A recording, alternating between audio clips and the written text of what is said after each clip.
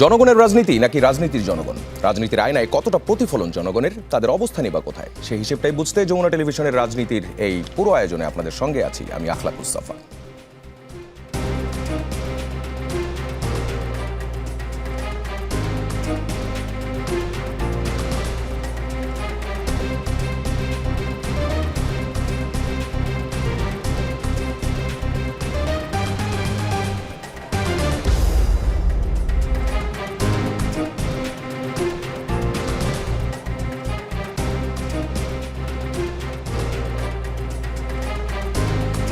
জ্বালানি এটি শুধুমাত্র একটি পণ্য নয়, এটি অর্থনীতি, রাজনীতি এবং মানুষের দৈনন্দিন জীবনের কেন্দ্রবিন্দু। সরকার বলছে সংকটটা নেই, দিচ্ছে আশ্বাসের বাণী। অন্যদিকে তপ্ত রোদে পেট্রোল পাম্পের সামনে যানবাহনের মাইলের পর মাইল দীর্ঘ লাইন।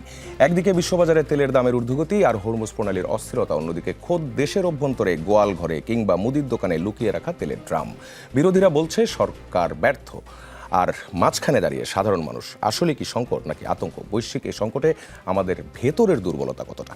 ওদিকে জুলাই জাতীয় সনদ বাস্তবায়ন আর সংবিধান সংশোধন না সংস্কার, এ নিয়ে জাতীয় সংসদে উত্তেজনা।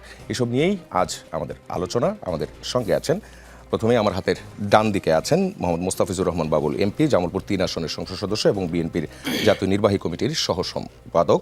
আমাদের সঙ্গে আছেন সরোয়ার তুষার, জাতীয় নাগরিক পার্টি এনসিপির যুগ্ম আহ্বায়ক, এবং আমাদের সঙ্গে আছেন ডক্টর খন্দকার গোলাম মোয়াজ্জেম, গবেষণা পরিচালক, Centre for Policy Dialogue, CPD. আপনাদের তিনজনকেই স্বাগত আজকের আয়োজনে। শুরুতেই যেতে চাই ডক্টর খন্দকার গোলাম মোয়াজ্জেমের কাছে। মনে আছে নিশ্চয়ই, আমরা যখন যুদ্ধ পরিস্থিতিটা শুরু হয় তখন এই আয়োজনই, এই রাজনীতিতে আমরা আপনার সঙ্গে এই বিষয়টা নিয়ে কথা বলেছিলাম। আপনি সেই সময় একটা প্রেডিকশনের কথা বলেছিলেন, এবং আজকে আমরা যেই অবস্থায় দাঁড়িয়ে আছি এই সময়টাকে মূল্যায়ন করবেন এবং আমাদের ব্যবস্থাপনাটা কেমন হচ্ছে? আমি সেই সময় আমি যতটুকু খেয়াল করতে পারি, আমি মূল্যায়ন করেছিলাম যে যুদ্ধটি দীর্ঘস্থায়ী হবে না। এটা এক ধরনের স্বল্প মধ্য কাঠামোর ভিতরে থাকবে। স্বল্প বলতে আমি বুঝিয়েছিলাম 7 থেকে 1 মাস ব্যাপী যুদ্ধটি হবে, এটি আমার হাঁচ ছিল। তার একটা বড় কারণ ছিল, এখনও আমি সেটি মনে করি, এই যুদ্ধটি যেভাবে টেনে নিয়ে যাওয়া হচ্ছে সকল পক্ষ থেকে, এটার খুব বেশি মেরিট আমি দেখি না। কিন্তু উভয় পক্ষই যুদ্ধটি টেনে নিয়ে যাচ্ছেন, এবং এই যুদ্ধ থেকে খুব বড় কোনো বাড়তি ফলাফল প্রাপ্তির সুযোগ কম। কিন্তু উভয় পক্ষই যুদ্ধটি এই মুহূর্তে টেনে নিয়ে যাচ্ছেন, নাছোড়বান্দা কেউ কারো শর্ত মানার ক্ষেত্রে নেই। সুতরাং যুদ্ধটি প্রলম্বিত হচ্ছে, এবং আমি এখনও মনে করি যুদ্ধটি যে কোনো সময় হঠাৎ করে বন্ধ হয়ে যেতে পারে, এবং এটি খুব দীর্ঘমেয়াদী কোনো যুদ্ধ করে এখান থেকে খুব ফল পাবার মতো জায়গায় উভয় পক্ষের কেউ নেই বলে আমার এখন পর্যন্ত যেটি মনে হয়। তো সেই জায়গাটি থেকে বিবেচনা করি যে আমি সে সময় বলেছিলাম যে সরকার যাতে কোনো দীর্ঘমেয়াদী কোনো পরিকল্পনা না করে, বরঞ্চ স্বল্প মেয়াদে ক্রাইসিস ম্যানেজমেন্টের মতো করে যাতে একটা রোলিং প্ল্যান নিয়ে এগোয়। আমি আশাবাদী, এবং যেটা দেখে ভালো লেগেছে যে সরকার রোলিং প্ল্যান নিয়েই সরকার এগুচ্ছে। যেমন আমি বলেছিলাম যে 3 মাসের একটা প্ল্যান নিয়ে যাতে সরকার এগোয়, এবং প্রতিদিনের ভিত্তিতে ওয়েট অ্যান্ড সি দেখে সিদ্ধান্তগুলো নেওয়া যে কি করতে হবে না হবে, এবং অনেকটা সেভাবেই দেখে করেছে। সমস্যা হয়ে গেছে ঈদের আগে এবং ঈদের পরে। আমার কাছে জিনিসটি এইভাবে মনে হয়েছে, ঈদের আগ পর্যন্ত রাজনীতিকরা সম্ভবত কিছুটা ধৈর্য ধরেছিলেন, জনগণের কাছ থেকে যে সমস্ত মন্তব্য শুনতে হয় সেটা শোনার মতো তাদের ধৈর্য ছিল। হঠাৎ করে ঈদের ঘোষণা যখনই আসলো, তাদের আর ধৈর্য রইল না। তারা বললেন যে প্রাপ্তি স্বাভাবিক আছে, এখন আর রেশনিং করা দরকার নেই, তারা সব কিছু স্বাভাবিক করে দিবেন। এই যে জনগণের প্রেশারটি আর নিতে পারলেন না তারা, তখনও আমাদের সন্দেহ ছিল আসলেই কি জ্বালানি স্বাভাবিক পরিস্থিতিতে আছে, কেন এই কথাটি বলা হচ্ছে। এবং ঈদের পরে এসে দেখা যাচ্ছে সেই রেশনিং আর এখনও কিন্তু ফেরেনি।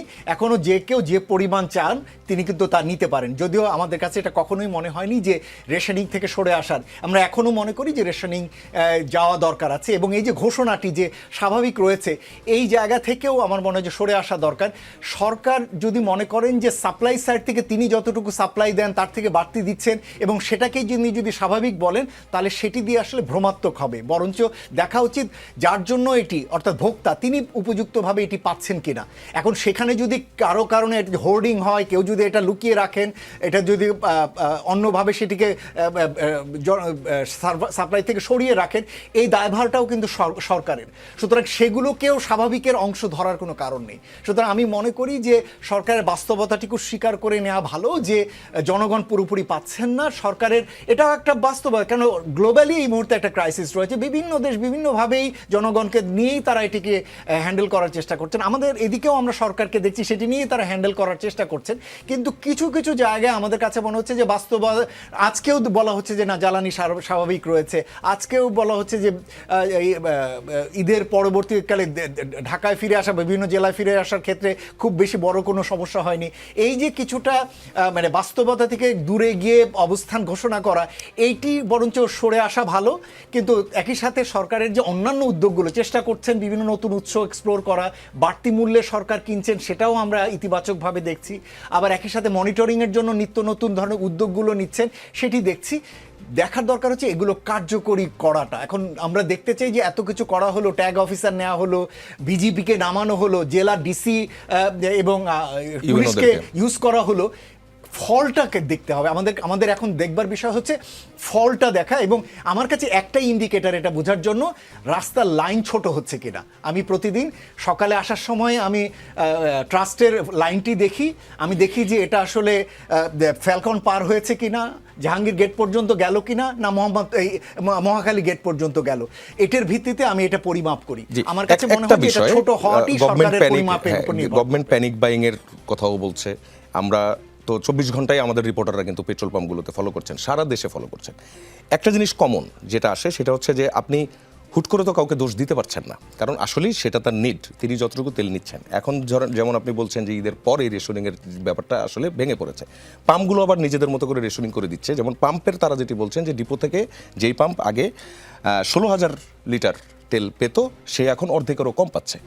সো তার কাছে যতটুকু আসছে সে ততটুকুই দিচ্ছে। আমি বলছি যেটা হচ্ছে যে ইতিবাচক সিনারিওটা, যেগুলো হচ্ছে মজুত করা অথবা সেগুলোকে যদি বাদও দিই, তারপর এই যে ক্রাইসিসটা যেখানে সরকার বলছে মানুষ আশ্বস্ত হতে পারছে না, মানুষ কি আসলে আশ্বস্ত হওয়া সম্ভব? পরিস্থিতিটা কি এমন? দেখুন, সরকারের এই তথ্যের ভিতরে কিছুটা আমি বলবো ফাঁক রয়েছে। দেখুন, ডিপো থেকে রিলিজ হওয়া মানেই কিন্তু সেটা পাম্পে আসা না। কেননা আমরা দেখতে পাচ্ছি ট্রাকগুলো আসছে ডিপো, ওই ট্রাকগুলোই চলে যাচ্ছে গ্রামের ভিতরে, ওই ট্রাকগুলোই বিভিন্ন যারা পাম্পের মালিক তাদের পাম্পে না নিয়ে সেটা অন্য জায়গায় গিয়ে স্টোর হচ্ছে। এর একটা বড় দুর্বলতা আমি বলি, আমাদের দেশে এই হোল সাপ্লাই চেইনটা এটা ম্যানুয়াল। অর্থাৎ আপনি কাগজে কলমে বলছেন যে আমি তো রিলিজ করে দিয়েছি, ঠিক আছে, কিন্তু তার মানেই যে এটা যেখানে যাবার কথা সেখানে সেটা যাচ্ছে তা কিন্তু না। ফলে যেটা যে জায়গায় যাওয়ার কথা, যে ডেস্টিনেশনে যাওয়ার কথা, সেটা সেখানে যাচ্ছে না। এবং এটার বড় কারণ হলো ডিজিটালি আমাদের এগুলো ট্রেসিং, ট্র্যাকিং, মনিটরিংয়ের সিস্টেম নেই। ফলে যে কেউ যে কোনোভাবেই এটাকে ম্যানিপুলেট করে অন্যদিকে সরিয়ে নিতে পারে। একটা ছোট কাজ করতে পারতো, আমি অনেকবারই অনুরোধ করেছি, প্রতিদিন একটা নিউজ বুলেটিন সরকার সন্ধ্যা 8টার দিকে ঘোষণা করতে পারতো। তাতে করে মানুষজনের ভিতরে এক ধরনের আশ্বস্তি হতো কতটুকু কোন ডেপো থেকে কতটুকু গেছে, পদ্মা, মেঘনা, যমুনার বিভিন্ন জায়গা থেকে কতটুকু রিলিজ হয়েছে, কোন জেলার জন্য কতটুকু দেওয়া হয়েছে, কোন ট্রাকগুলো কোন দিকে যাচ্ছে। এই ধরনের কিছু তথ্য উপাত্ত যদি জেলাভিত্তিক দেওয়া হতো তাহলেও কিন্তু জনগণের কাছে তথ্য উপাত্তটা থাকতো। এই ধরনের তথ্য উপাত্তগুলো এখনও আমি দেখতে পাচ্ছি আগ্রহ নেই, উৎসাহ নেই এই সমস্ত দেওয়ার ব্যাপারে। এবং না থাকার কারণে জনগণের ভিতরে এক ধরনের তথ্য ঘাটতি রয়েছে এবং জনগণ যে কোনোভাবেই এই জ্বালানি নেওয়ার চেষ্টা করছেন। শেষ করছি এটা বলে যে লিমিটটি রেশনিংটা হওয়ার এ কারণে দরকার, এখন আরেক রকমের নতুন ধরনের মজুতদারি তৈরি হয়েছে। আমি সরকারি গাড়িতে বা বেসরকারি বড় গাড়িতে ভর্তি করে নিয়ে গিয়ে এটা বাইরে সেল করে দিয়ে আবার লাইনে দাঁড়াচ্ছে। সুতরাং আগে আমরা যুক্তি দেখাম সরকার রেশনিং দিলে নাকি বারবার তাকে আসতে হয়, এখন উল্টো হয়েছে, ভরে নিয়ে গিয়ে আবার সেল করে দিয়ে আবার আসছে। সুতরাং সরকারের জন্য রেশনিংটি ভালো এবং এই জায়গাটিতে মনিটরিংটি করাটি ভালো। আমরা শুনছি যে কিছু সরকার করবেন, বিভিন্ন দেশে কিছু অ্যাপ করেছে, কিছু ডিজিটাল সিস্টেম করেছে। এই ধরনের কিছু সহজসাধ্য কুইক কিছু ফিক্সিং করা গেলে আমার ধারণা এই যেগুলো আমরা মজুদ হচ্ছে, মজুদের পরিমাণটি কমে আসবে। জি, আপনার কাছে আবারও ফিরবো, সরোয়ার তুরুশের কাছে যেতে চাই। সেটি হচ্ছে জ্বালানি সংকটের মোকাবেলায় সরকারের ব্যবস্থাপনাকে থেকে ব্যর্থতা পাচ্ছেন, ব্যর্থতার কথা বলা হয়েছে, আমরা শুনলাম গতকাল। কি করলে সফল বলতেন? বৈশ্বিক বাজার ও যুদ্ধ পরিস্থিতির প্রভাবকে অস্বীকার করার তো সুযোগ? জি, আপনাকে ধন্যবাদ। এই এখন যে জ্বালানি সংকট, অন্তত পাম্পের যে সংকট, এটা পুরোটাই আমার কাছে একটা স্ক্যাম মনে হচ্ছে। কেন স্ক্যাম? কারণ হচ্ছে আপনি ওই পাম্প থেকে কি সংগ্রহ করি আমরা? অকটেন, পেট্রোল এবং ডিজেল। তো অকটেন এবং পেট্রোলে বাংলাদেশ প্রায় স্বয়ংসম্পূর্ণ এবং ডিজেল আসে ইন্ডিয়া থেকে। এর সাথে মধ্যপ্রাচ্যের সম্পর্ক কি? আপনি যদি অপরিশোধিত তেলের ব্যাপারে বলেন, সেটার একটা বিষয় আমরা মানতে পারি। তো এই এখন যে লম্বা লাইন আমরা দেখতে পাচ্ছি, এই আপনার এখানে আস্তে আস্তে আমি দেখলাম যে লম্বা লাইন দেখা যাচ্ছে। এই লম্বা লাইনের প্রধান কারণ হচ্ছে সরকার নিজেই একটা, যেটা আপনারা বললেন যে প্যানিক বাইং, এই প্যানিক বাইংটা এখন আমাদের প্রশ্ন করতে হবে যে প্যানিক বাইং কেন, মানুষ হঠাৎ করে কেন প্যানিক করছে কারণ সরকার তথ্য ঠিকমতো দিতে পারে নাই জনগণকে, এবং সেই কারণে মানুষ হচ্ছে সরকারের বিভিন্ন মন্ত্রণালয়ের বিভিন্ন মন্ত্রীর মন্তব্য, যখন ধরেন বিএনপির মহাসচিব এবং সরকারের একজন গুরুত্বপূর্ণ মন্ত্রী, স্থানীয় সরকার মন্ত্রী, তিনি যখন বলেন যে সামনে দাম বেড়ে যেতে পারে, সামনে সংকট আসতে পারে, তখন স্বাভাবিকভাবে এরকম একটা উপরের জায়গা থেকে যখন এই ধরনের মন্তব্য করা হবে তখন কিন্তু মানুষ ভয় পেয়ে যাবে, এবং সেটারই আমরা ইম্প্যাক্ট দেখতে পাচ্ছি। এর পাশাপাশি এই ধরনের পরিস্থিতিতে সুযোগ নেওয়ার জন্য তো ডেফিনেটলি অসাধু ব্যবসায়ীরা রয়েছেন, কিন্তু আপনার মনিটরিংটা কোথায়? আপনার কিন্তু মনিটরিং নাই। উল্টো যেটা সরকার করেছে, এই যে প্রত্যেকটা পাম্পের যখন যে চাহিদা 12,000 15,000 লিটার হয়তো দরকার পড়ে, বা 10,000 লিটার, আপনি 30,000 লিটার, কিন্তু আপনি তাকে আরও কমিয়ে দিচ্ছেন, ঠিক আছে? এবং এইটার ফলে তারা হচ্ছে যেহেতু দেখতে পাচ্ছে যে সরকার আসলে তাদেরকে যেটুকু প্রয়োজন সেটুকু দেয় না, তখন তারা মানে বিভিন্ন ইনফর্মাল ওয়েতে এটাকে প্রিজার্ভ করার দিকে যাচ্ছে। এবং আমরা দেখতে পাচ্ছি, গতকালকে দেখলাম নারায়ণগঞ্জের এক পাম্প ওয়েলে 54,000 লিটার তেল সেখানে নেওয়া হয়েছে। ফলে এই যে সরবরাহ নিয়ন্ত্রণ করতে গিয়ে সরকার ভেবেছিল যে এটা করে সে পরিস্থিতিটা সামাল দেবে, কিন্তু এটা আরও ক্রাইসিসটা ডিপেন্ড করেছে। এবং আপনি পুরো স্থানীয় প্রশাসনকে নামিয়ে দিয়েছেন কি করতে? তারা পাম্পের সামনে গিয়ে ওই লাইসেন্স চেক করছে, এবং লাইসেন্স চেক করে আপনার তেল বা এরকম দেওয়ার চেষ্টা করছে। এটা তো আরও ঝামেলা তৈরি করছে। আপনি যদি লাইসেন্স চেক করার থাকে বাইক কিংবা অন্য কিছুর, সেটা আপনি অন্যত্র করবেন।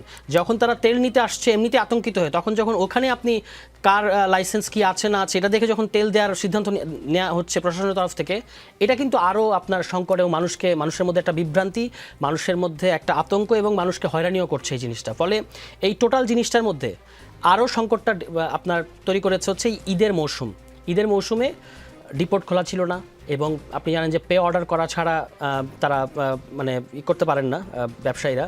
তো এইটা যে আসবে আপনি তো এটা জানতেন, আর হঠাৎ করে তো ইরান যুদ্ধটা আসে নাই। ইরান যুদ্ধটা আসবে, এরকম একটা যুদ্ধ হবে, সেটা আমরা বহুদিন ধরে শুনে আসছি। অন্তত এই যুদ্ধ শুরু হওয়ার 1 মাস আগে থেকে এই ধরনের একটা গুঞ্জন ছিল। ফলে আমাদের একটা আগাম প্রস্তুতির বিষয় মানে রাখা উচিত ছিল। এবং ঈদের এই যে প্রায় 1 সপ্তাহের মতো একটা গ্যাপ পড়বে, এই গ্যাপে ডিপোর্টের বিকল্প কি? পরে কিন্তু যখন চাপে পড়লো সরকার, তখন কিছু কিছু ডিপোর্ট আমরা দেখলাম যে জরুরি ভিত্তিতে খোলা হয়েছে, কিন্তু পে অর্ডারটা কীভাবে করবে, বিকল্প ব্যবস্থা কি, সেটার কোনো ব্যবস্থা নেওয়া হয় নাই। এবং না নেওয়ার কারণেই হচ্ছে আপনার এই যে এখন যে টোটাল কেওস, সংশ্লিষ্টরা কিন্তু বলছেন যে এটা কিন্তু আমদানি ঘাটতি থেকে হচ্ছে না। এই যে এখনকার যে সংকটটা বা আতঙ্কটা, এটা কিন্তু আমদানি ঘাটতি থেকে হচ্ছে না, এটা হচ্ছিল সমন্বয়হীনতার কারণে, পরিকল্পনাহীনতার কারণে, এবং সরকারের এক মন্ত্রী এক ধরনের মন্তব্য করার কারণে। একদিকে যখন আপনি বলেন যে পর্যাপ্ত তেল আছে, অন্যদিকে তারা গিয়ে যখন দেখতে পায় মানে ওই পাম্পের ওখানে যে আসলে তো এইটা তো বাস্তবতাকে রিফ্লেক্ট করে না, তখন মানুষ আরও বেশি আতঙ্কিত হয় যে রাজনৈতিক সরকার, দলীয় সরকার, সুতরাং তারা আসলে মানুষের সামনে সত্য তথ্যটা দিতে চাচ্ছে না। ফলে সত্য তথ্যটা সরকার দেওয়া উচিত ছিল, সবাই বুঝতে পারে যে এই ধরনের একটা যুদ্ধ আসলে একটা যে ধাক্কা যে আমাদের মতো দেশে পড়বে, এটা বোঝার মতো প্রজ্ঞা বাংলাদেশের জনগণের আছে।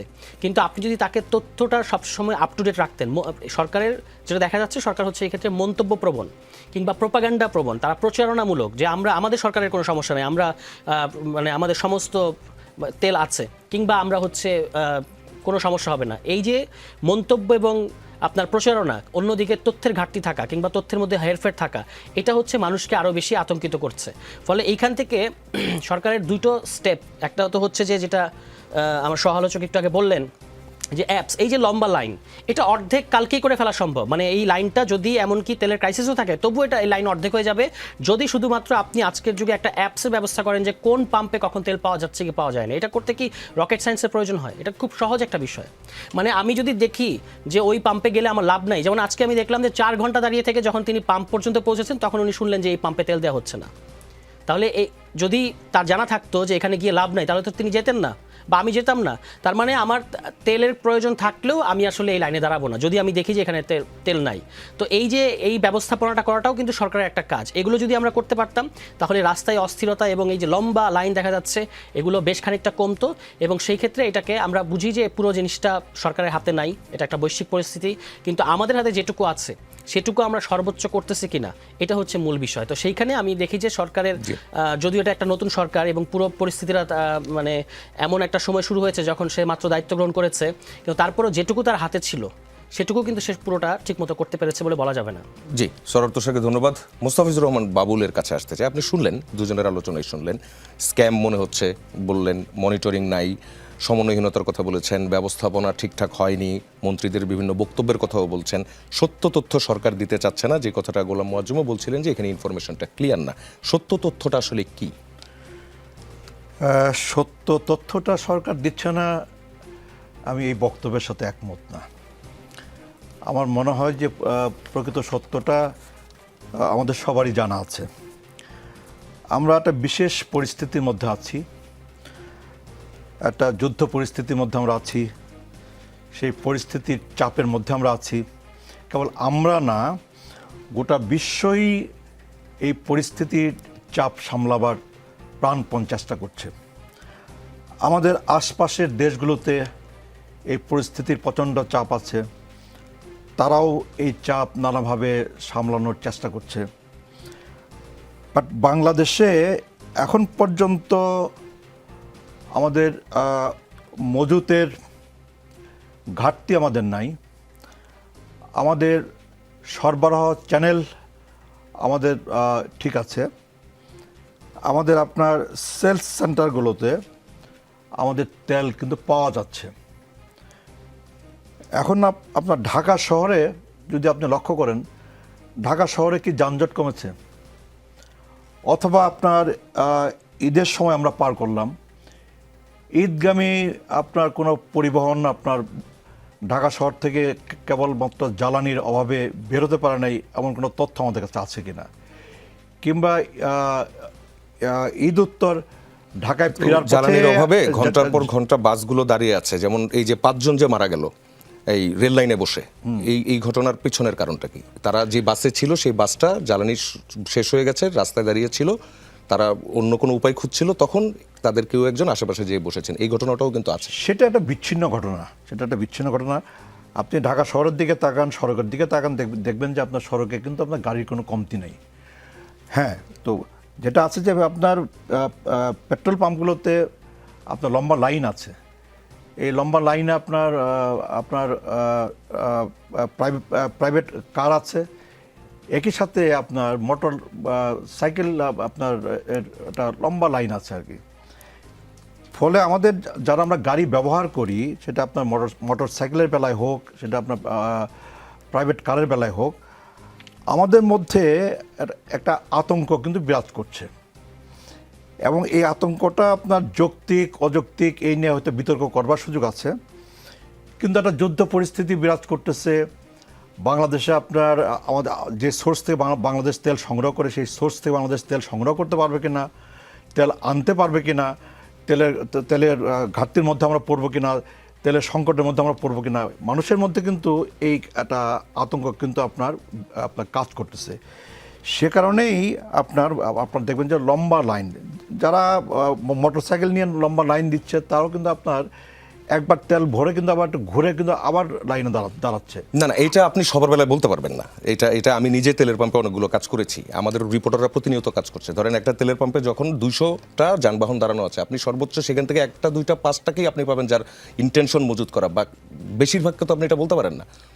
না, এই জায়গাটাতে আপনার অধিকাংশের বেলায় আপনার এই মানসিকতাটা কাজ করছে, যে আপনার ধরেন যে একবার আপনি তেল নিচ্ছেন, নেওয়ার পরে আপনার মধ্যে মানসিকতা কাজ করতেছে যে আরেকবার নেওয়া এবং আপনার ট্যাঙ্কিটাকে আপনার একটা পুরো করা।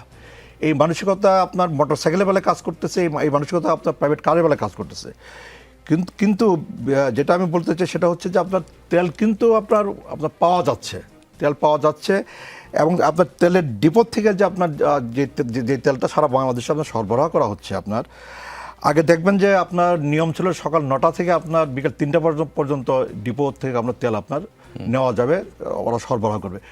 এখন কিন্তু আপনার সরকার কিন্তু সিদ্ধান্ত নিয়েছে যে সকাল 7টা থেকে আপনার ডিপো তারা তেল দেওয়া শুরু করবে।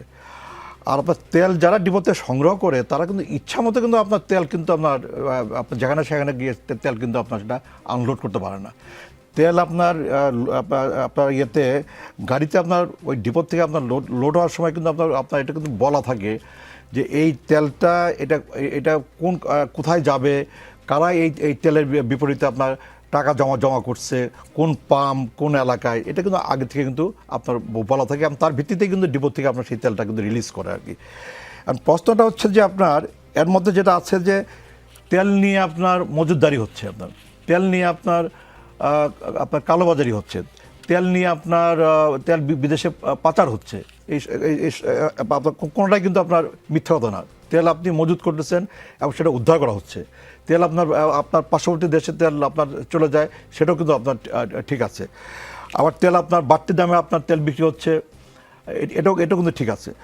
যে কারণে আপনার এই পরিস্থিতি যে হতে পারে, যেমন এই যেখান থেকে সরোর্ত স্যারের প্রশ্নটা আছে, এই পরিস্থিতি যে এইভাবে হতে পারে, এটার তো হাঁস ছিল আগে থেকে। হ্যাঁ, না, আমাদের সরকারের বয়স হচ্ছে মাত্র 39 দিন, 38-39 দিন হচ্ছে সরকারের বয়স। তো ফলে আপনার এই সরকার কিন্তু আপনার এই আপনার তার আপনার এই নতুন সরকার তার যাত্রা শুরু করতে গিয়েই কিন্তু আপনার এরকম একটা পরিস্থিতির মুখোমুখি হয়েছে। আপনার এই পরিস্থিতিটাকে সামাল দেওয়ার জন্য কিন্তু আপনার সরকার কিন্তু নানা পদক্ষেপ গ্রহণ করতেছে।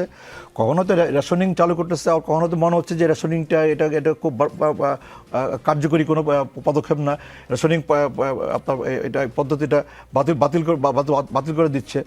ফলে এখন আপনার জেলা পর্যায়ে উপজেলা পর্যায়ে কিন্তু আপনার একটা প্রশাসনিক কি আপনার একটা তদারকি মনিটরিং, সেটা কিন্তু আপনার মানে নন স্টপ কিন্তু সেটা কিন্তু হচ্ছে। আপনার জেলা পর্যায়ে হচ্ছে, উপজেলা পর্যায়ে হচ্ছে আপনার পাম্প পর্যায়ে কিন্তু সেটা হচ্ছে আর কি।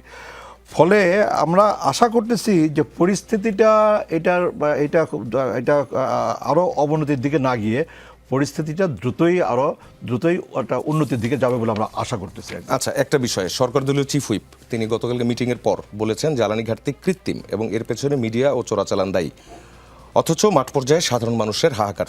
যেটি আমাকে বলবেন, মিডিয়ার কি দোষ? মিডিয়াকে তো ঢালাওভাবে দোষারোপ করা যাবে না। মিডিয়াকে ঢালাওভাবে দোষারোপ আমরা কেন করব? মিডিয়া তো আমাদের প্রতিপক্ষ না। তবে আপনার মিডিয়ার দায়িত্বটা হচ্ছে যে আপনার বাস্তব চিত্রটা আপনার জনগণ সমক্ষে তুলে ধরা, বাস্তব পরিস্থিতিটা তুলে ধরা। তো সেই ক্ষেত্রে কোথাও কোনো মিডিয়া হয়তো আপনার বাস্তব চিত্রটা তুলে ধরছে না, যে কারণে হয়তো আপনার এ ধরনের মন্তব্য মিডিয়া সম্পর্কে করা হচ্ছে। তাহলে আমি একটা এক্সাম্পল আপনাকে দিই, সেটা হচ্ছে মিডিয়া পেট্রোল পাম্পে গেছে, যে দেখছে যে সেখানে এরকম ক্রাইসিস, তেল দেওয়া হচ্ছে না, লোকজন লাইনে দাঁড়িয়ে আছেন, কখন ডিপো থেকে তেল আসবে তারপরে তারা তেল দিবেন, এবং তারা বলছেন যে তারা এতক্ষণ ধরে অপেক্ষা করছেন। এটা একটা ফ্যাক্ট। মিডিয়া মন্ত্রীকে জিজ্ঞেস করছে এবং মন্ত্রী তিনি বলছেন যে কোনো সংকট নেই এবং বারবার আশ্বস্ত করার চেষ্টা করছেন। গেল 2 নাম্বার। তৃতীয়ত, আমরা আবার এটাও দেখছি যখন এই সরকার যখন অভিযান করে বিভিন্ন জায়গায় মজুদগুলো পাচ্ছে, সব কিছুই তো দেখানো হচ্ছে। সো এই জায়গায় আপনি কিভাবে আমি আসলে অবাস্তব চিত্র দেখাতে পারি? না, আপনার পাম্পগুলোতে তো আপনার তেল পাওয়া যাচ্ছে, এবং পাম্পগুলোতে আপনার নিয়মিতই আপনার ডিপো থেকে তেল আপনার আসছে। সেই ক্ষেত্রে আগে যেভাবে আসতো আপনার এখন হয়তো আপনার ঠিক সেইভাবে আপনার আসছে না। আরেকটা বড় কারণই তো হয়ে গেছে যাতে প্যানিক বাইং, যেটা আপনারা বারবার বললেন, সেটা কিন্তু আমাদের মানুষের মধ্যে কিন্তু এটা আছে। যেমন তেলের বেলায় না, আমাদের রোজার মাস যখন শুরু হয় তখন দেখবেন রোজার মাসের শুরুতে আপনার মানুষের মধ্যে একটা ধারণা কাজ করে যে আপনার রোজার মাসে আপনার নিত্য প্রয়োজনীয় দ্রব্যের দাম বেড়ে যাবে। সেই কারণে আপনার রোজার শুরুতে আপনার দেখবেন ছোলার দাম, আপনার তেলের দাম, খেজুরের দাম আপনার বেড়ে যায়। আপনার ইভেন আপনার আমরা অনেক বেশি করে আপনার কিনে আপনার মজুত করি। এটা আমাদের এক ধরনের একটা মনস্তাত্ত্বিক একটা ব্যাপার আমাদের ভেতরে কিন্তু আপনার কাজ করে আপনার। সেই কারণে যে আপনার যে সংকটের মধ্যে আমরা আছি, যে যুদ্ধ পরিস্থিতির মধ্যে আছি, যেটা উনি যেটা বললেন যে উনি অনুমান করেছিলেন যে খুব তাড়াতাড়ি যুদ্ধ পরিস্থিতিটা এটা শেষ হয়ে যাবে, কিন্তু আজকে ওনার মনে হচ্ছে যুদ্ধ পরিস্থিতিটা অনেকদিন পর্যন্ত অব্যাহত আছে। আজকে উনি আশা আপনার প্রকাশ করেন যে এটা হয়তো খুব তাড়াতাড়ি বন্ধ হয়ে যাবে। কিন্তু আমার কাছে মনে হচ্ছে আমরা কেউ জানি না, শুরুতে হয়তো মনে হয়েছে যে আপনার কার লাভ হচ্ছে, কার কতটা লাভ হচ্ছে। 7 দিন 15 দিন বন্ধ হয়ে যাবে, কিন্তু 7 দিন 15 দিনে তো বন্ধ হয় নাই, 1 মাসের উপর তো যুদ্ধ চলতেছে। আজকেও আমরা মনে করতে পারি যে যেহেতু কারোর লাভ হচ্ছে না, তো এটা তো বন্ধ হয়ে যাবে, কিন্তু আমরা কিন্তু এখন লক্ষণ দেখছি না। ফলে এই যুদ্ধটা কবে বন্ধ হবে, কখন বন্ধ হবে, আমাদের কারো কাছে কিন্তু এটা কিন্তু স্পষ্ট কোনো ধারণা নাই। কিন্তু এই যুদ্ধের কারণে আমরা বাংলাদেশ সারা বিশ্বে আপনার এবং আমাদের সারা বৈশ্বিক অর্থনীতিতে আমাদের আপনার একটা বড় ধরনের একটা সংকট যে সৃষ্টি হয়েছে, সেই সংকটের বাইরে আমেরিকাও না, সেই সংকটের বাইরে ইউরোপও না, সেই সংকটের বাইরে মধ্যপ্রাচ্য না, সেই সংকটের বাইরে কিন্তু আমরাও না। কাজে এই পরিস্থিতির মধ্যে আমরা আছি, এটাকে অস্বীকার করা যাবে না। এই পরিস্থিতিটাকে সামাল দেওয়া, এই পরিস্থিতিটাকে আপনার জনগণের সাথে কোনো দূরত্ব, কোনো গ্যাপ তৈরি না করে, বরঞ্চ আমি মনে করি যে আমাদের প্রতিদিনকার পরিস্থিতি কোন পরিস্থিতির মধ্যে আমরা আছি, আমাদের মজুদ কি, আমাদের সরবরাহ কি, আমাদের পাইপলাইনে কি। যেমন ধরেন আমি তো জানি যে আমাদের পাইপলাইনে আগামী এপ্রিল মাসের শুরুতে আপনার 30-60 আপনার মেট্রিক টন আপনার তেল বাংলাদেশে ঢুকবে। এপ্রিলের মধ্যভাগে 25-50 মেট্রিক টন বাংলাদেশে ঢুকবে। ফলে এই যে কথাগুলো আমরা ভেতরে শুনি, এই সমস্ত তথ্য উপাত্তগুলো আমার মনে হয় প্রতিদিনই সরকারের সংশ্লিষ্ট মন্ত্রণালয় থেকে, সংশ্লিষ্ট দপ্তর থেকে এটা আপনার প্রেসকে ব্রিফ করে আপনার জানানো উচিত, অবহিত করা উচিত, প্রেসের মুখোমুখি হওয়া উচিত। প্রেসের মুখোমুখি হওয়া উচিত, যে প্রেসের মুখোমুখি হওয়ার মধ্য দিয়ে জনগণের মুখোমুখি হওয়া উচিত। জি, ধন্যবাদ আপনাকে। এই অংশে আমরা আজকের জাতীয় সংসদের যে অংশটা, সেই অংশটা নিয়ে কথা বলবো, যেখানে আজকে নির্ধারিত বিষয় ছিল আসলে 3টি জরুরি জনগুরুত্বপূর্ণ অর্থাৎ 71 বিধির যেই সময়টি, সেই সময়টিতে এসে আমরা দেখলাম যে জুলাই জাতীয় সনদ এবং সংবিধান সংস্কার ইস্যুতে বিরোধী দলের একটি প্রস্তাব, মুলতবি প্রস্তাব, প্রথমে যেটিকে নোটিশ করা হয়েছিল, পরবর্তীতে সেটিকে মুলতবি প্রস্তাব আকারে দেওয়া হয়েছে। সরোয়ার তুষারের কাছে জানতে চাই, এরপর বিরোধী দলীয় নেতা এবং বিরোধী দলীয় চিফ হুইপ আপনাদের পার্টি থেকে যিনি, তারাও কিন্তু এই কথাগুলো বলছেন যে কেন স্বরাষ্ট্রমন্ত্রী কথা বলতে গেলেন স্পিকারের রুলিংয়ের পর, অথবা স্বরাষ্ট্রমন্ত্রীর দিক থেকেও বক্তব্য ছিল ত্রুটিপূর্ণ বলা হচ্ছিল, অথবা সেখান থেকেও তিনি পয়েন্ট অফ অর্ডারে একটি প্রস্তাবও করেছেন। সেই প্রস্তাবে তিনি বলেছেন যে আলাদা একটি বিশেষ কমিটি করার, এবং যেই কমিটিতে সংসদের ভেতরে বাইরে এবং অংশীজনদেরকে নিয়ে আলোচনা করে আবারও একটা কনসেনসাসে আসা যায় কিনা। এই যে বিষয়গুলো, এই জায়গাটা আসলে এরকম না হয়ে কি হতে পারত? জি, এটা সহজ রাস্তা ছিল যে কমিটমেন্টটা আপনি ইলেকশনের আগে করে এসেছেন সেটা জাস্ট ফলো করা, এবং সেটা না করার কারণে কিন্তু এত সংকট তৈরি হয়েছে।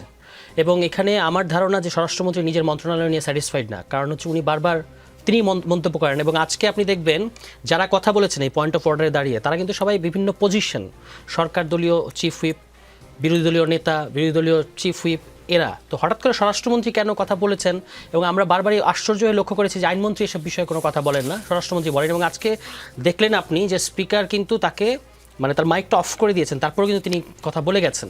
ফলে সার্বিক দিক থেকে আপনার মনে হবে যে এইটা কি আদৌ পুরো বিএনপির অন্য কাউকে যদি আমরা কথা বলতে দিতাম, তারা কি একইভাবে বলতেন কিনা, নাকি এটা তার ব্যক্তিগত বিষয়ে পরিণত হয়েছে, স্বরাষ্ট্রমন্ত্রী, এই প্রশ্ন কিন্তু থেকে যায়। তিনি নিজে যে কথাগুলো বলে এসেছেন, এখন তিনি সংবিধান দেখাচ্ছেন যে গণভোট কি সংবিধান আছে কিনা, আদেশ সংবিধান আছে কিনা। আপনারা তো কাভার করেছেন ওই 2025-এর 5 অক্টোবর, 6 অক্টোবর, 9 অক্টোবরের যে বৈঠকগুলো, ভেতরে কি বলেছেন জাতীয় ঐক্যমত্য, আমি নিজে উপস্থিত ছিলাম, আমি একজন আপনি আমাকে কোট আনকোট রাজ সাক্ষী মনে করতে পারেন, আমার তো ওনার কথাগুলো কানে বাজে, এবং আমি আমার যুক্তি দেই না, উনি যে কথাগুলো বলেছেন ওই যুক্তি দিয়ে কথা বলি, কারণ ওটাই এখন মনে হচ্ছে যেন বাংলাদেশে আমাদের যিনি মাননীয় স্বরাষ্ট্রমন্ত্রী, তিনি জীবন্ত আদালত, তিনি সংবিধান, তিনি যেভাবে ব্যাখ্যা করবেন পুরো দেশকে সেভাবে ব্যাপারটা বুঝতে হবে, এ কারণে আমি ওনাকেই রেফারেন্স দিই। উনি 5 অক্টোবর, 6 অক্টোবর, 9 অক্টোবরের যে সভাগুলো, ভেতরে যা বলেছেন, বাইরে যা বলেছেন, এখন যা বলছেন, কমপ্লিটলি 180 ডিগ্রি উল্টো, আগেরটার সাথে কোনো মিল নাই। তিনি বলেছেন যে এই গণভোট সংবিধানে নাই, তাতে কিছু যায় আসে না, কারণ জাতীয় গুরুত্বপূর্ণ ইস্যুতে গণভোট করা যাবে না এরকম কোনো বিধান আমাদের সংবিধানে নাই, সুতরাং করা যাবে, এটা তারই যুক্তি ছিল। এবং তিনি বলেছেন গণভোটের রেজাল্ট হবে সার্বভৌম রায় হিসেবে মেনে নিয়ে পরে সংসদকে এটা বাস্তবায়ন করতে হবে। যখন পাল্টা প্রশ্ন এসছে যে এক সংসদকে আরেক সংসদকে বাইন্ড করতে পারে, তিনি উত্তর দিয়েছেন এটা তো এক সংসদ আরেক সংসদকে বাইন্ড করছে না, এটা জনগণ সংসদকে ডিরেক্টিভ দিচ্ছে।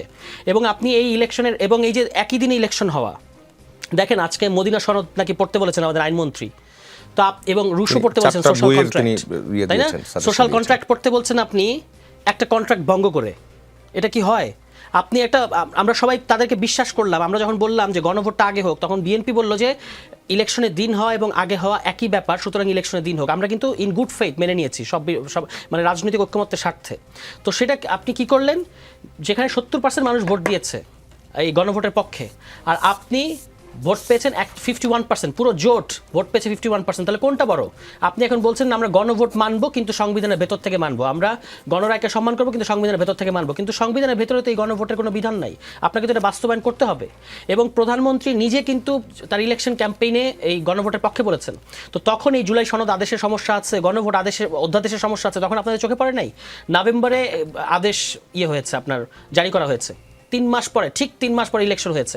আপনারা ইলেকশনের জাস্ট 1 সপ্তাহ আগে ইশতেহার দিলেন, মানে দলীয় ইশতেহার। আপনারা বলছেন যে জনগণ এই ইশতেহারের ব্যাপারে রায় দিয়েছে আপনাদেরকে, সুতরাং আপনাদের যেটা খুশি আপনারা সেটা করবেন। আর এখানে আমরা দেখতে পাচ্ছি যে 3 মাস আগে যে আদেশটা দেওয়া হয়েছে আপনি সেটাকে এখন মানতে চাচ্ছেন না, এবং এখানে আইনের মারপ্যাচ ইত্যাদি অনেক কিছু দেখাচ্ছে সরকারের পক্ষ থেকে। তার চেয়ে যেটা অ্যালার্মিং বিষয়, এই যে অধ্যাদেশ নিয়ে এখন মিটিং হচ্ছে, এখানে আমাদের কাছে প্রাপ্ত তথ্য অনুযায়ী গুরুত্বপূর্ণ অধ্যাদেশ, গুম প্রতিরোধ অধ্যাদেশ, মানবাধিকার কমিশনের যে অধ্যাদেশ, ব্যাংক রেগুলেশনের অধ্যাদেশ, দুদকের অধ্যাদেশ, এই সমস্ত গুরুত্বপূর্ণ প্রায় 20টা অধ্যাদেশ সরকার বাতিল করে দিতে চাচ্ছে। 133টা যে অধ্যাদেশ আমরা কথা বারবার শুনছি যে 133টার মধ্যে এই যে সংখ্যার রাজনীতি, যে 113টাতে আমরা একমত হয়েছি, মাত্র 20টার ব্যাপারে এখনো আলোচনা চলছে। এই 113টা কিন্তু আসলে দাড়ি কমার পরিবর্তন, নাম পরিবর্তন খুব বেশি ম্যাটার করে না, কিন্তু যে 20টা ম্যাটার করে তার মধ্যে সবচেয়ে গুরুত্বপূর্ণ 7-8টাই আসলে বিএনপি মানছে না, এবং সেই ক্ষেত্রে তারা জুলাই সনদ রাখেন। তাদের যে 31 দফা সেটাই তারা মানছে না। 31 দফার মধ্যে তারা বলেছে যে অধস্তন আদালতকে আমরা নির্বাহী বিভাগ থেকে মুক্ত করব, আমরা বিচারক নিয়োগের ক্ষেত্রে একটা স্বচ্ছ প্রক্রিয়া, আইনি প্রক্রিয়া তৈরি করব, এবং আমরা সুপ্রিম জুডিশিয়াল কাউন্সিল তৈরি করবো। এগুলো আপনি তাদের 31 দফা গেলেই দেখতে পাবেন। সেই প্রস্তাবগুলি করা হয়েছে। এখন তারা বলছেন যে এই সংবিধানের সাথে কন্ট্রাডিক্ট করে, কাজে আমরা এগুলো করতে পারবো না। এই সংবিধানের সাথে কন্ট্রাডিক্ট করলে আপনারা সংশোধন করেন। আমাদের দরকার হচ্ছে বিচার বিভাগের স্বাধীনতা। তারা প্রতিশ্রুতি দিয়েছে 31 দফায় যে মাজদার হোসেনের মামলার রায় মোতাবেক আমরা বিচার বিভাগের পৃথকীকরণ নিশ্চিত করব, বিচার বিভাগের স্বাধীনতা নিশ্চিত করব। কিন্তু এখন তারা যে বিচারক নিয়োগ আইন এবং সুপ্রিম জুডিশিয়াল কাউন্সিল, এই দুটো অধ্যাদেশ তারা বাতিল করে দিতে চাচ্ছে। একটাকে তারা ল্যাপস করতে চাচ্ছে, যেটাকে বলা হয় যে মানে এমনভাবে আমি রেখে দেবো যেটা নিজেই তামাদি হয়ে যাবে, এবং আরেকটা হচ্ছে আমি এটাকে এমনভাবে সংশোধন করবো যেন নির্বাহী কর্তৃত্বের অধীন থাকে। তাহলে আপনি পুরো জিনিসটাতে কি দেখাচ্ছেন? আপনি আপনার নিজের দফারই তো দফারফা করে ফেলছেন, মানে 31 দফারই তো দফারফা করে ফেলা হচ্ছে। এর পাশাপাশি আপনি তাদের 9 নম্বর যে ধারা, ওই 31 দফার 9 নম্বর দফার মধ্যে তারা বলেছিল যে সংকীর্ণ দলীয় সংকীর্ণতার ঊর্ধ্বে উঠে এসে আমরা সাংবিধানিক এবং রাষ্ট্রীয় প্রতিষ্ঠানগুলোতে নিয়োগ দেব। কিন্তু আপনি ঢাকা বিশ্ববিদ্যালয়ের নিয়োগ যদি দেখেন, এখানে নিয়োগ দেওয়া হয়েছে বিএনপি শিক্ষা সম্পাদককে, মানে ভাইস চ্যান্সেলর হিসেবে। সমস্ত বিশ্ববিদ্যালয়গুলোতে কুয়েটে তারা নিয়োগ দিয়েছেন যাকে শিক্ষার্থীরা আন্দোলন করে অপসারণ ঘটিয়েছিলেন তাকে। এটা তো শিক্ষার্থীদেরকে অপমান করা। বাংলাদেশ ব্যাংকের ঘটনা আপনি জানেন যে সেখানে বাংলাদেশ ব্যাংক অর্ডার 1972কে লঙ্ঘন করে, যদিও কথায় কথা তারা সংবিধানে দোহাই দেন, ওখানে কিন্তু ব্যাংক অর্ডারটাকে লঙ্ঘন করে তারপর তারা নিয়োগটা দিয়েছেন এবং একজন ঋণ খেলাপি ব্যক্তিকে দিয়েছেন। তো এই পুরো পরিস্থিতি দেখে মনে হচ্ছে বিএনপির নিজস্ব যে দলীয় কমিটমেন্ট যে আমরা রাষ্ট্র সংস্কার, রাষ্ট্র মেরামত এবং রাষ্ট্রীয় প্রতিষ্ঠানগুলোকে স্বাধীনভাবে চলতে দেব, সেখানেও তারা নাই। ফলে এটা খুবই অ্যালার্মিং আমাদের জন্য, এবং এই কারণেই বারবার সংসদে এই কথাগুলো তুলতে হচ্ছে। গত আলোচনায় যখন বিরোধী দলের নেতা তুলেছিলেন তখন কিন্তু স্পিকার তাকে বলেছিলেন যে আপনি ওই 64 ধারা না 62 ধারা অনুযায়ী, সম্ভবত 62 ধারা অনুযায়ী একটা নোটিশ সার্ভ করেন, তারপর আমরা এটা নিয়ে আলোচনা করবো। আজকে কিন্তু সেই অনুযায়ী যখন করতে গেছেন তখন বলা হচ্ছে যে এটা তো সংসদের রীতির মধ্যে পড়ে না। একবার আপনি আইন দেখাবেন, আরেকবার আপনি রীতি দেখাবেন, এটা তো আপনার দ্বিচারিতা। মানে বোঝা যাচ্ছে দুনিয়ার সমস্ত কিছু মাননীয় স্পিকার আমার একটা রাস্তা চাই, এটা আপনার কাছে জনগুরুত্বপূর্ণ বিষয়, কিন্তু সবচেয়ে জনগুরুত্বপূর্ণ বিষয় বাংলাদেশের একটা পলিটিক্যাল ট্রান্সফরমেশন, সেটার দিকে আপনি যেতে চাচ্ছেন না। এটা বিএনপি সরকারের রাজনৈতিক সিদ্ধান্তে হচ্ছে বলে আমরা মনে করি। জি, মোস্তাফিজুর রহমান বাবুল, আপনি তো ছিলেন পার্লামেন্টে, শুনছেন আপনি যে বিষয়গুলো, সংবিধান সংস্কার নয় সংশোধন বলা হচ্ছে, সংশোধনের কথা, যেই কথাটা বিরোধী দলের পক্ষ থেকেও বলা হচ্ছে এই বিষয়গুলো আগে ছিল না, এবং তিনি বেশ কোট করে যে কথাগুলো বললেন, এবং ঐকমত্য কমিশনের সেই পুরো বৈঠকটা বাংলাদেশ টেলিভিশনে লাইভও হয়েছে পুরোটা সময়, এবং মানুষ শুনেছে, সবাই দেখেছে। এই বিষয়টাতে আসলে বলবেন সরকার আসলে কি চাচ্ছে, সরকার দল? আমার মনে হয় আমরা সবাই সংবিধানের সংশোধনী চাই, এবং বিএনপি কিন্তু একবারও বলে নাই যে আমরা জুলাই সনদের বিপক্ষে, জুলাই সনদের বাস্তবায়ন আমরা চাই না, জুলাই সনদ আমরা বাস্তবায়ন করব না। জুলাই সনদের মধ্যে কিন্তু আপনার একটা অংশ আছে যে অংশে সকল দল একমত হয়েছে, আবার জুলাই সনদের মধ্যে একটা অংশ আছে যে অংশে সকল দল একমত হয় নাই, আপনার ভিন্ন মত পোষণ করেছে, সেটাও জুলাই সনদে কিন্তু আপনার লিপিবদ্ধ আছে। জুলাই সনদের একটা অংশ আছে যে অংশটা আপনার সংবিধানের সাথে সম্পর্কিত, তার জন্য সংবিধান পরিবর্তন করতে হবে। আবার জুলাই সনদের অনেক অংশ আছে যে অংশগুলোর সাথে সংবিধান সম্পর্কিত না, তার জন্য আপনার নির্বাহী আদেশ কি প্রশাসনিক আদেশ দিয়ে আপনার সেগুলো বাস্তবায়ন আপনার করা যায়, এবং ইতিমধ্যে অনেক কিছু বাস্তবায়িত হয়েছে। যেই অংশগুলোতে আমরা বিএনপি আমরা একমত পোষণ করেছি, আমরা সেই অংশগুলোতে কিন্তু আপনার আমাদের কোনো দ্বিমত নাই, আমরা বাস্তবায়নে অঙ্গীকারবদ্ধ। তো এখন যেই ইস্যুগুলোতে আমরা একমত হই নাই, যে ইস্যুগুলোতে আমাদের ভিন্ন মত আছে, সেই ইস্যুগুলোতে কিন্তু আপনার জুলাই সনদেই বলা আছে যে ইস্যুগুলোতে সকল রাজনৈতিক দল তারা একমত হতে পারলো না, তারা নির্বাচনের আগে যার যার নির্বাচনী ইশতেহারে সেই ইস্যুটা উল্লেখ করবে এবং তাদের জনগণের ম্যান্ডেট পাওয়া সাপেক্ষে আপনার সেই ইস্যুর একটা নিষ্পত্তি তারা করবে আর কি। জুলাই সনদের ভিত্তিতে গণভোট হয়েছে, গণভোটে 70% মানুষ গণভোটের পক্ষে ভোট দিয়েছে, এটা যেমন ঠিক। আবার আপনার এই 12ই ফেব্রুয়ারিতে যে সংসদ নির্বাচন অনুষ্ঠিত হয়েছে, সেই সংসদ নির্বাচনে বিএনপি আপনার 51% ভোট নিয়ে প্রায় 2/3 মেজরিটি নিয়ে আপনার সংসদে তারা আপনার শপথ নিয়েছে এবং তারা সরকার গঠন করেছে। কাজে আমাদের দায়িত্ব হচ্ছে নির্বাচনী ম্যানিফেস্টোটা বাস্তবায়ন করা এবং একই সাথে আপনার জুলাই সনদের যেই অংশে আমরা দ্বিমত পোষণ করি নাই, যে অংশে আমরা অন্যান্য সকল রাজনৈতিক দলের সাথে আমরা একমত পোষণ করেছি, সেই অংশগুলোকে বাস্তবায়ন করা। যে অংশের বাস্তবায়নের জন্য আমাদের সংবিধান পরিবর্তন করা দরকার, সংশোধন করা দরকার, তার জন্যে আমরা আজকে প্রস্তাব দিয়েছিলাম যে সংবিধান সংশোধন করার জন্যে আমরা এই সংসদে বসে সরকারি দল, বিরোধী দল, স্বতন্ত্ররা আমরা সবাই মিলে সংবিধান সংশোধনের জন্য একটা কমিটি আমরা গঠন করতে পারি এবং সেই কমিটি আমরা সংসদের ভেতরে বসে আমরা আলোচনা করব, তর্ক বিতর্ক আমরা করব এবং এই কমিটি প্রয়োজনে সংসদের বাইরে আমাদের বিশিষ্ট নাগরিকদের সাথে যারা সংবিধান বিশেষজ্ঞ তাদের সাথে আপনার আলাপ আলোচনা করবে, তাদের পরামর্শ তারা শুনবে, শুনে ফাইনালি আপনার সংসদে বসে আপনার আপনার সংবিধানের যে আপনার মানে ঐকমত্যের ভিত্তিতে সংবিধানের প্রয়োজনীয় আপনার সংশোধনীগুলো এটা আপনার বাস্তবায়ন করবে আর কি। কাজে এই নিয়ে আপনার জুলাই সনদের যে আপনার সনদ নিয়ে কিংবা আপনার সংবিধানের সংশোধনী নিয়ে আমাদের সংবিধানকে আপনার গণতান্ত্রিক করা, সংবিধানের অগণতান্ত্রিক ধারাকে বিলোপ করা, সংবিধানে আমাদের বিভিন্ন প্রতিষ্ঠানের মধ্যে একটা ক্ষমতার ভারসাম্য তৈরি করা, বিভিন্ন প্রতিষ্ঠানকে আরও কার্যকর করা, আরও শক্তিশালী করা, এই নিয়ে কিন্তু বিএনপির মধ্যে কোনো দ্বিমত নাই।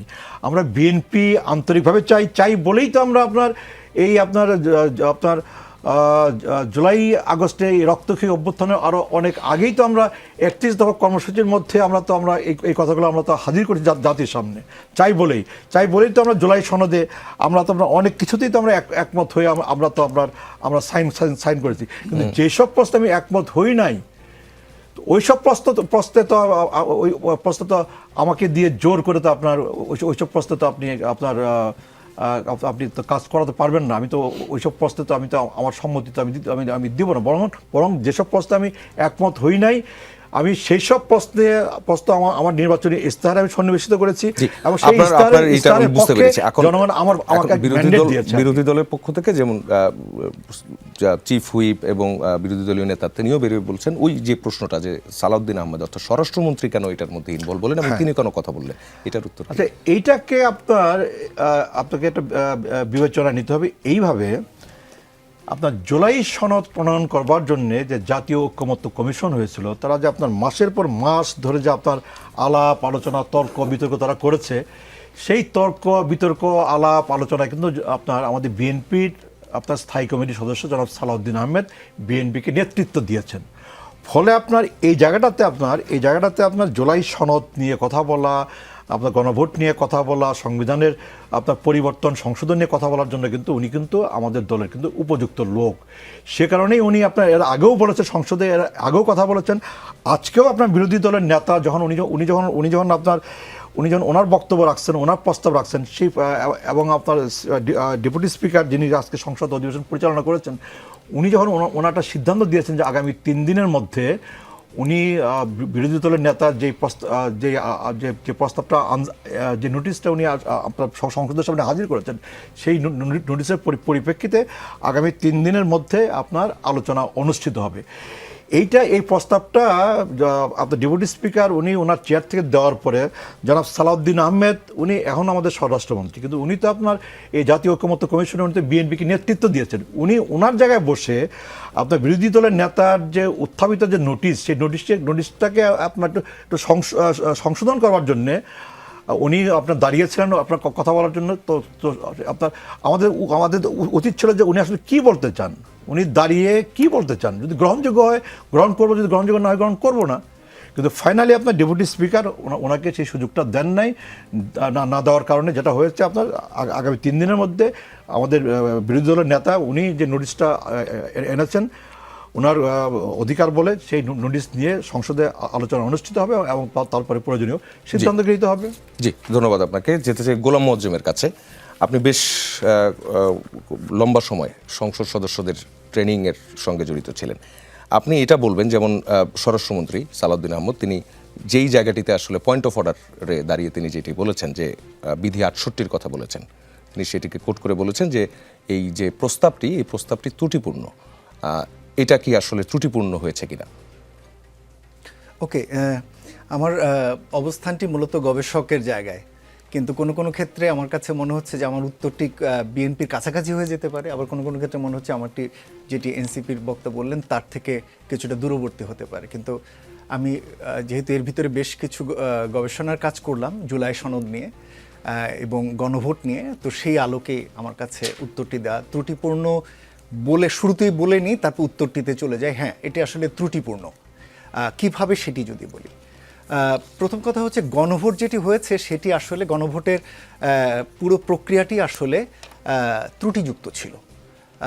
সমস্যা হচ্ছে যে প্রশ্ন আসলে একটি না, ওখানে আমরা সবাই চারটি বলি, কিন্তু আমার হিসেবে ওখানে আসলে 122টি প্রশ্ন আছে। ওই প্রশ্নটি যদি পুরোটা পড়েন তাহলে দেখবেন শুরু হয়েছে এভাবে যে জুলাই জাতীয় সনদ / সংবিধান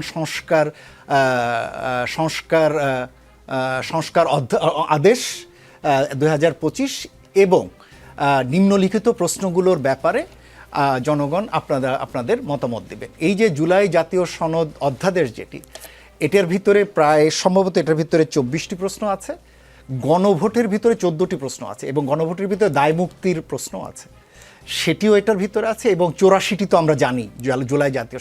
ফলে প্রশ্নটি আসলে শুধু জুলাই জাতীয় সনদ কেন্দ্রিক ছিল না, এটা আরও বিস্তৃত ছিল। এবং সেই সনদের ভিতরে আবার বিএনপির যে জায়গায় নোট অফ ডিসেন্ট ছিল এরকম একটি প্রশ্নকে আবার সরাসরি ওখানে ধরে দেওয়া হয়েছিল যে এই প্রশ্নটিও জনগণ যাতে রায় দেয়। ফলে সেই জায়গাটিতেও একটা দ্বিমতের জায়গা ছিল। উপরন্তু যে জিনিসগুলো 30টি যে একটি বলা হচ্ছে যেখানে সাধারণ ঐক্যমত্য হয়েছে বলা হয়েছে, সেই প্রশ্নটিও আসলে ত্রুটিপূর্ণ। প্রথম বলে নেই, এই জুলাই জাতীয় সনদের কোনো প্রশ্নেই সার্বজনীন ঐক্যমত্য হয়নি। 33টির ভিতরে সর্বোচ্চ 32টি পর্যন্ত দল জোট ঐক্যমত্য হয়েছে, 33টি দল জোট কোনো প্রশ্নেই ঐক্যমত্য হয়নি। ফলে সার্বজনীন ঐক্যমত্য আসলে কোথাও হয়নি। এবং যে প্রশ্নগুলোর ক্ষেত্রে যে 30টি যেটি বলা হচ্ছে, এটার ভিতরে অন্তত 4টি বিষয় রয়েছে যেখানে বলা আছে দলগুলো চাইলে তারা তাদের মতো করে তাদের নির্বাচনী ইশতেহারে ঘোষিত সিদ্ধান্ত অনুযায়ী অবস্থান নিতে পারে। ফলে সেই জায়গাটিও কিন্তু যেটাতে 30টি, বাকি 54টি তো আছেই, যেটি একটু লম্বা হচ্ছে কিন্তু না বলে পারছি না। ফলে প্রশ্নটি আসলে এক ধরনের ত্রুটিযুক্ত প্রশ্ন ছিল। আমি এটা নিয়ে বিভিন্ন দেশ নিজেও একটু ঘাটাঘাটি করে বোঝার চেষ্টা করেছিলাম এটাকে সহজ করা যেত কিনা, আর একেবারে সিম্পল একটা প্রশ্নে রাখা যেত কিনা, কোনো ধরনের এটা রাখা যেত কিনা। কেন জানি এটাকে কমপ্লেক্স করে প্রশ্নের সারবত্তাটিকে দুর্বল হয়ে গেছে। এবং এটাতে জনগণ রায় দিয়েছেন সত্য, হয়তো বলছেন তিনি তো বুঝেই দিয়েছেন, আপনি হয়তো জোর করে হয়তো এক পক্ষের রায় চলে যাওয়া হচ্ছে। এটা হচ্ছে একটি দিক। দ্বিতীয় দিক হলো জুলাই জাতীয় সনদ অধ্যাদেশ যেটি, আদেশ যেটি, সে আদেশটি সম্পর্কে তো আমরা জানি যে 141 সংবিধানের 41 অনুচ্ছেদ অনুযায়ী যে রাষ্ট্রপতি অধ্যাদেশ জারি করতে পারেন, আদেশ জারি করা সম্পর্কে তার কোনো বিধি ওটা লেখা নেই। দেখুন, জুলাই সনদটি কিন্তু আমরা সংবিধানের এইগুলোর বাইরে থেকে দেখছিলাম, কারণ এটার একটা বড় রকমের একটা তার বড় গুরুত্ব রয়েছে। সেই জায়গা থেকে আমার কাছে মনে হচ্ছিল যে আচ্ছা, সংবিধান মেনে কি সম্ভব ছিল এই পুরো জিনিসটি করা? আমার কাছে মনে হচ্ছিল যে হ্যাঁ, সম্ভব ছিল। কিন্তু তাহলে কেন এই যে জুলাই সংবিধান সংস্কার কমিশন যেটি, কেন এটাকে এরকম একটি সংস্কার পরিষদে গেলেন? যেমন আমি যদি সিম্পলি বলি, সংস্কার পরিষদ না হলেও কিন্তু সংবিধানে এই ধরনের প্রশ্নগুলো সরকার যদি না আনেন সংবিধান সংস্কার, বেসরকারি সদস্য বিল হিসাবেও কিন্তু সংবিধানের সংস্কার এই প্রশ্নগুলো এখানে আসতে পারে এবং সেখানে আলোচনার ভিত্তিতে এটা হতে পারে। তাহলে ওই প্রক্রিয়াটিতে কেন আমরা গেলাম না? কেন আমরা আরেকটা পরিষদের মতো একটা কাঠামো গেলাম এবং ওই কাঠামোটিও শরতের ভিতরে যেভাবে রয়েছে সেটাও আবার আমাদের 141 ধারা অনুযায়ী পরবর্তী যেগুলো রয়েছে, যেটাতে 2/3 সমর্থন লাগবে, যেটি সেই জায়গাগুলোর সাথে ওটা আবার পুরোপুরি মেলে না, কেননা সংবিধান সংক্রান্ত যে কোনো বিষয়ে 2/3 আপনার সমর্থন লাগবে। কিন্তু ওখানে সংস্কার পরিষদের যে ক্লজটি রয়েছে সেখানে বলা আছে মেজরিটি হলেই হবে, এবং সেখানে আবার বলা হচ্ছে যে এই সংস্কার পরিষদের যে কোনো সিদ্ধান্তের জন্য এটাই চূড়ান্ত হবে, অন্য কোনো প্ল্যাটফর্মে এটার অনুমোদনের দরকার নেই। কিন্তু আমরা জানি যে মানে সংসদ হচ্ছে চূড়ান্ত জায়গা, পরিষদ আসলে সংসদীয় কোনো কাঠামো না, এটা আলাদা নতুন একটি কাঠামো। সুতরাং এই সব কিছু মিলে অনেকগুলো জায়গায় আসলে কারেকশনের দরকার। এবং আমি পরে চিন্তা করলাম, আচ্ছা এই কারেকশানগুলো যদি এখন করেন সব জায়গায় ভিতরে সংবিধানে সবগুলো যদি কারেকশান করেন, তখন মনে হলো যে আচ্ছা কারেকশান করে আচ্ছা তাহলে হতে পারে, তারপরে বিএনপি গেল এর শপথ নিতে গেল। কিন্তু আমি চিন্তা করলাম এই সব কিছু কারেকশান করে যেটা বলছেন সেটা আসলে সংবিধানের কথাই বলছেন, মানে আপনি যা যা করে যাবেন সেটা আসলে সংবিধানের ভিতরে সংসদের যে কাঠামো ওটাই বলা হয়। সুতরাং এখন যাই কারেকশন করতে যাবেন সেটা আসলে আপনাকে সংবিধানের ভিতরে সংসদীয় যে কাঠামোটা রয়েছে, রুলস অফ প্রসিডিউরের ভিতরে যেভাবে কাঠামোটা রয়েছে এই কাঠামোর ভিতরেই আপনাকে আসলে থাকতে হবে। সুতরাং তখনও আমার কাছে মনে হয়েছে যে পরিষদটি আসলে সেই অর্থে না হলেও হয়। আপনার এই সংবিধানের যে কাঠামোটি রয়েছে, সংসদের যে কাঠামোটি আছে, এই কাঠামোটিই পারে যদি চায় এই সকল পক্ষ আসলে। মানে ভয়টা হচ্ছে বিরোধী দলের এইখানেই যে যদি বিএনপি যদি এটাতে না করে। এখন দেখেন বিএনপি এমন একটা জায়গায় দাঁড়িয়ে আছে 2/3 মেজরিটি নিয়ে, ওনার যদি অল্পও কিছু করে তাও কিন্তু এটাকে পাশ করার সুযোগ নেই, মেজরিটি হলেও পাশ করার সুযোগ নেই, যেটা সংবিধান সংস্কার পরিষদের মধ্যে মেজরিটি যে রয়েছে সেটাও আসলে পাশ করার সুযোগ নেই। সুতরাং অনেক ক্ষেত্রেই এখন যেটা রয়েছে যে এক ধরনের ঐক্যমত্যের জায়গায় সিদ্ধান্তগুলো আসতে পারে, এবং সেটা আমার কাছে মনে হয়েছে যে সংসদীয় কাঠামোর ভিতরেই সম্ভব, এবং সেটা জন্য আলাদা করে সংস্কার পরিষদ না হলেও যে জুলাই সনদ বাস্তবায়ন করা যাবে না, এটা আমার কাছে মনে হয় না। জি জি, ধন্যবাদ। খুব অল্প সময়ে সরোর তুষারের কাছে যেতে চাই, গবেষকের দৃষ্টিও শুনলেন, খুব সংক্ষেপে। আমি একটু বিনয়ের সাথে কয়েকটা বিষয় দ্বিমত করতে চাই। এর মধ্যে 1 নম্বর হচ্ছে পৃথিবীর যে কোনো গণপরিষদ, এই সংস্কার পরিষদ যেটা, এটা কিন্তু এক ধরনের গণপরিষদ, এবং গণপরিষদ এবং সংসদের পার্থক্যটা এখানে আমাদের মাথায় রাখা উচিত। পৃথিবীর যে কোনো গণপরিষদ সংখ্যাগরিষ্ঠতার ভিত্তিতে চলে। 2/3 কথা আমাদের সম্মানিত গবেষক যেটা বলেছেন, এটা হচ্ছে সংসদ গঠিত হবার পরে যে কোনো সংবিধান সংশোধনী ক্ষেত্রে 2/3 লাগবে। কিন্তু আদারওয়াইজ আপনি যখন গণপরিষদ, আপনি একটা কনস্টিটিউশন ফর্ম করছেন কিংবা কনস্টিটিউশনের বেসিক স্ট্রাকচারের যথেষ্ট পরিমাণ পরিবর্তন করছেন, এই ধরনের পরিস্থিতিতেই তো এই ধরনের পরিষদ আসে, তখন আপনার সংখ্যাগরিষ্ঠতার ভিত্তিতেই করা। এরকম পৃথিবীর বিভিন্ন দেশের উদাহরণ আছে। এবং গণভোটের প্রশ্ন নিয়ে যে কথাগুলো বলা হয়েছে, এখানে 1 নম্বর কথা হলো রাজনৈতিক, যে আপনি 3 মাসের মধ্যে, নির্বাচনের আগে 3 মাসেই কথাগুলো কেন তুললেন না, এখন কেন, ফলে আপনার মোটিভ নিয়ে প্রশ্ন উঠবে। দ্বিতীয় কথা হচ্ছে, মানে আপনি বলতে আমি বোঝাচ্ছি বিএনপি কিংবা যারা এই প্রশ্নগুলো করছেন। দ্বিতীয় কথা হচ্ছে, ধরেন যখন একটা গণপরিষদ, অনেক দেশে গণপরিষদ সংবিধান তৈরি করে, সংবিধান প্রস্তাব করে, তারপর সেটা কোথায় যায়, গণভোটে যায়। তখন কি ঢাউস সাইজের সংবিধান পড়ে তারপর গণভোটে মানুষ ভোট দেয়? তখন এত বড় ঢাউস সাইজে, ধরেন 155টা আর্টিকেল আছে একটা সংবিধানের মধ্যে, সেই পুরোটা পড়ে তারপরে জনগণ রায় দিয়েছে, এরকম কি আমরা মনে করব? বা নাকি তারা বোঝেন এরকম বলবো? 4 কোটি মানুষ গণভোটে হ্যাঁ ভোট দিয়েছে, এবং আমরা কয়েকজন বলছি যে জনগণ তো এটা বুঝে দেয় নাই। প্রথমত এটা জনগণকে অবজ্ঞা করা। জনগণ অনেক সূক্ষ্ম বিষয় না বুঝতে পারে, কিন্তু মোটা দাগে আকাঙ্ক্ষাটা জনগণ কিন্তু ঠিকই বুঝতে পারে। বাকি যে সকল সূক্ষ্ম বিষয় আছে, এটা এক ধাপ আলোচনা হয়েছে জাতীয় ঐক্যমত্য কমিশনের, ডিটেলস আলোচনা হয়েছে। আপনি পুরো ভলিউমটা দেখেন, সেখানে কিন্তু ডিটেলস এই নিটিগ্রিটি বিষয়গুলো আলোচনা হয়েছে।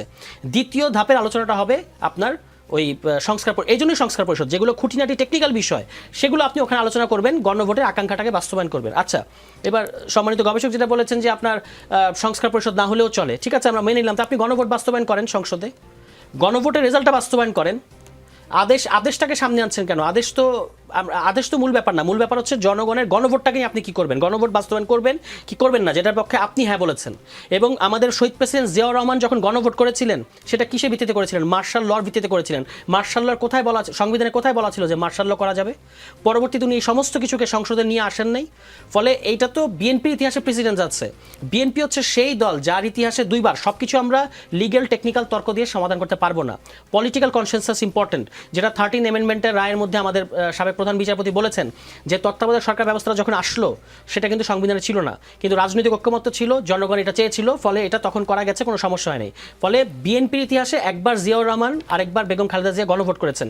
থার্ড যখন ওনাদের এই 2 কিংবদন্তির সন্তান হিসেবে জনাব তারেক রহমানকে সিদ্ধান্ত নিতে হবে যে তিনি কি এই সাংবিধানিক যে আইনি যে টেকনিক্যাল মারপ্যাচ এটাকে প্রাধান্য দেবেন নাকি জনগণকে প্রাধান্য দেবেন? জনগণকে যদি প্রাধান্য দেন তাহলে আপনি গণভোট ত্রুটিপূর্ণ ছিল, প্রশ্ন ত্রুটিপূর্ণ ছিল, এই প্রশ্নগুলো শেষ করাটা করতে এখন হবে। অবান্তর। আপনাকে গণরায়টাকে বাস্তবায়ন করতে হবে। জি, সরোয়ার তুষার, মোহাম্মদ মোস্তাফিজুর রহমান বাবুল এবং ডক্টর খন্দকার গোলাম মোয়াজ্জেম, আপনাদেরকে অসংখ্য ধন্যবাদ আজকের রাজনীতির আয়োজনে আসার জন্য। দর্শক, রাজনীতির আয়োজন আজ এ পর্যন্তই। আমরা ফিরব বৃহস্পতিবার ঠিক রাত 9টায়। যমুনা টেলিভিশনের সঙ্গেই থাকবেন।